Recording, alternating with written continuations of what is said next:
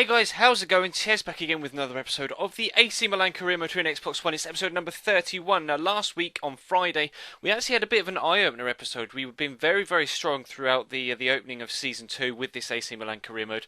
And we had a little bit of a setback in the previous episode, a couple of dodgy results, some not too good performances. So we wanted to bounce back with a good game against our intercity rivals Inter Milan. Now, if you remember from the first season, the last time we played Inter, we actually beat them 4-0, which is a very surprising result considering the strength of their team. But we got off to a fantastic start here. 2 minutes 35 seconds in, Abate of all players finds himself free in behind the back line, chests it down really nicely and volleys it into the back of the net with his left foot. Just too much power on it for the goalkeeper to be able to handle. You can see he just smashes it past his near post. We take an early 1-0 lead, and we were definitely on top throughout the early stages of this game, but Inter definitely had the chance to get themselves back in it here with Freddy Guarin. Kind of snatched at it with his left foot, had enough time there to let it drop down onto his right and have a better chance than that, but very disappointing from the Colombian. But Beñat steps inside beautifully, then drills the ball across the face of goal.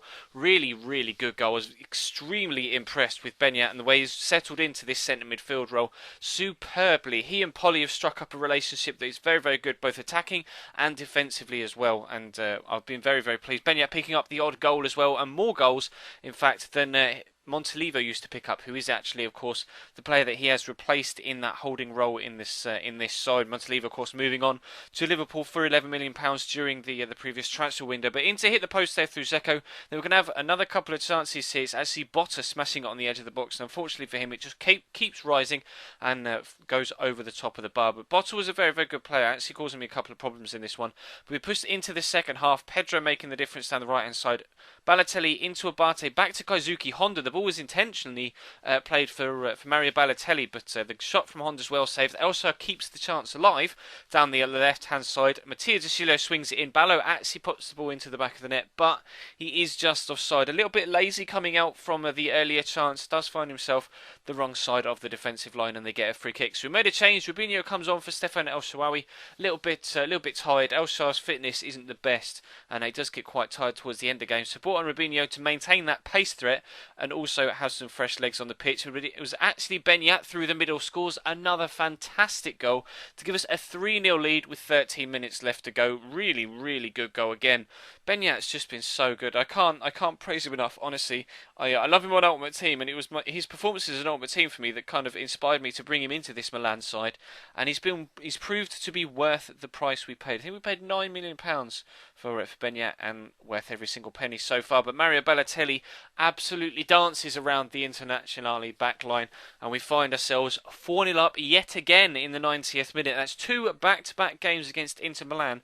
We've had a 4-0 scoreline. They could have made it 4-1 here into stoppage time, hit it inside the post yet again, and unfortunately for them, the follow-up falls straight into Guita's grateful grasp. So we end the game 4-0, like I say, for the second time in a row against Inter Milan. They definitely need to step their game up when it comes to these big rivalries. They're up towards the top of the table, so they're definitely good enough to be able to get results against us, but they just don't turn up in the derbies. So fingers crossed that continues to be the case, and we can push on with this good run of form in a match against Torino to try and get ourselves up towards the top of the table, because you'll be able to see in just a second Juventus still sit top of the table with a 100% winning record. I think it's 7 from 7 as we look at this. It's going to be, 7 from 7, 21 points. We sit 6th with 4 wins, 3 draws, and no defeats. We're still undefeated in the league so far this season. So it's been a good start, and we're early on in this one yet again. Mattia Deschillo pushing down the left-hand side into Pedro. Nice turn, couple of nice turns actually. Stands the ball up beautifully for Alexander Lacazette, who puts the ball into the back of the net.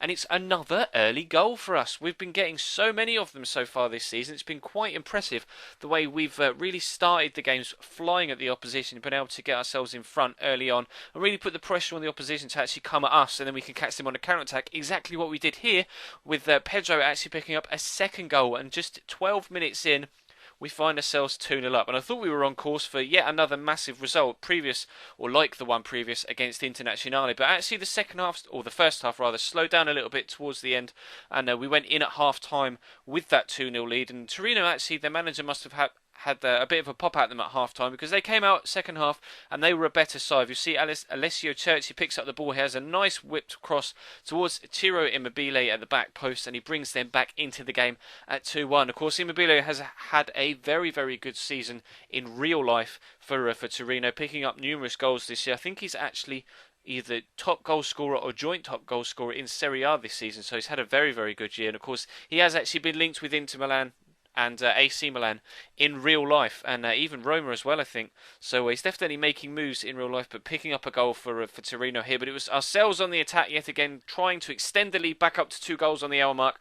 Unfortunately, not quite able to do so. Their goalkeeper was making a good couple of saves. The second one was a little bit tame, wasn't the easiest or hardest rather of shots to save, and Cerci and Immobile linking up well again there, but unfortunately this time the cross wasn't too well placed, and he went straight to the goalkeeper at the near post, able to clutch it, and we take 3 points yet again from the second game. And this third game was particularly important. If you remember the previous Champions League game, we actually lost 2-1 away at Ajax, so we wanted to maintain the run of form we've had in this episode and make sure that we can get a good result here against PSG. A point would be enough, I think, against a side as strong as PSG. But as you can see, they've won their opening 2 games against Zenit and Ajax.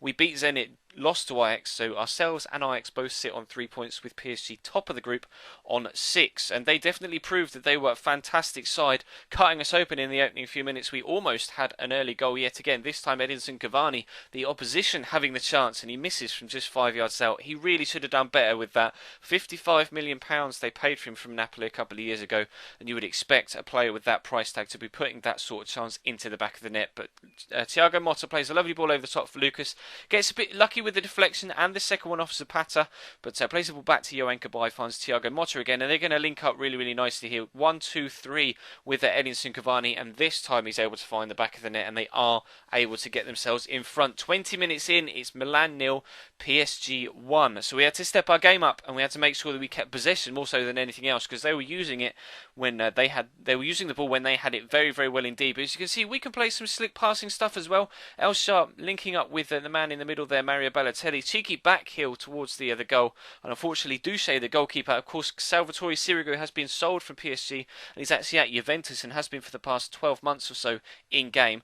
And Duce, though, was proving his worth in the PSG goal. A couple of very, very good saves there. The reaction save from the back heel, and then a good save from Balotelli's long distance effort there. So we went in at half time with a 1-0 deficit, but hoping that we could cause Duce some more problems in the second half, because as you can see from the highlights so far, we were creating chances. Surely it was only a matter of time before one of those found its way across the line and into the back of the net. And Abate's going to whip in the ball here from the right hand side. Lovely cross, up goes Mario Balotelli, and just 5 or 6 minutes into the second half, we are back on level terms. Not necessarily an early goal in the first half, but this time it was an early goal in the second. But PSG came back at me again, using the ball very, very well indeed. Matuidi into Lavezzi, great strike, really lucky for us to come back off the inside the post, similar to the chance that Inter had in the opening game of the episode, that again we got lucky with, and it didn't end up going in the back of the net. But PSG's passing, man, it was so good. They're so slick with it, and Lucas just tore me apart. Took out 3 defenders with that run, slots in Cavani, gets the ball back from Cavani,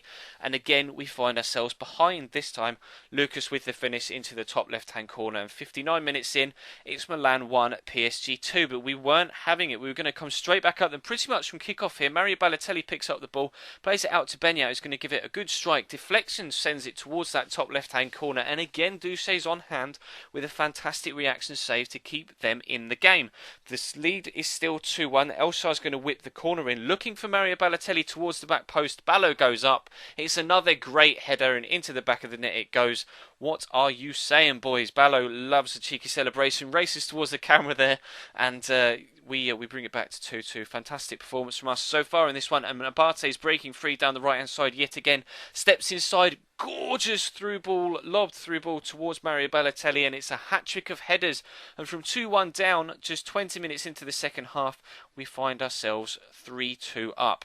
3 headers from Mario really is unexpected, but that ball from Abate was pinpoint accurate. I wasn't expecting it to be played that deep into the box. He kind of didn't quite have the angle on it that I was intentionally trying to play, but the computer kind of sorted out the angle for me, and it made the difference because we found ourselves 3-2 up, and rather than Duce making a save at one end, it was actually Guita making the save at our end that kept us in it, and then Duce prevented us from getting a 2-goal advantage there right at the death. But we were able to come out with a 3-2 win. Edinson Cavani and Lucas with the goals for PSG, but Mario Balotelli with that header hat-trick gives us all 3 points. So we sit joint top of the table now with Ajax on 6 because they beat Zenit, with PSG on 6 because we beat them, and us on 6 because of course we've beaten Zenit and now PSG. And as you can see in the league table, Juventus played 8-1-8. They are racing away with it so far, but Napoli are in close pursuit, only 2 points behind, and we're only a further 4 points behind them. Played 8, won 5, drawn 3, still undefeated in the league. So we're doing quite well so far. Not the best, not the most consistent.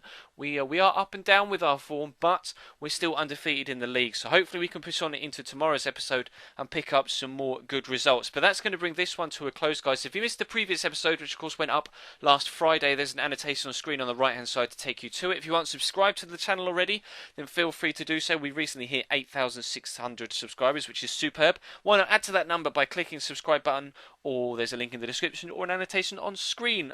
Last night there was a World Cup Stickerbook collection episode. There will be another one tonight. There was My Player twice over the weekend as well, so feel free to check the channel page for anything you may have missed over the past few days. But that's all from me from today, guys. Thank you very much for watching, and I will see you next time.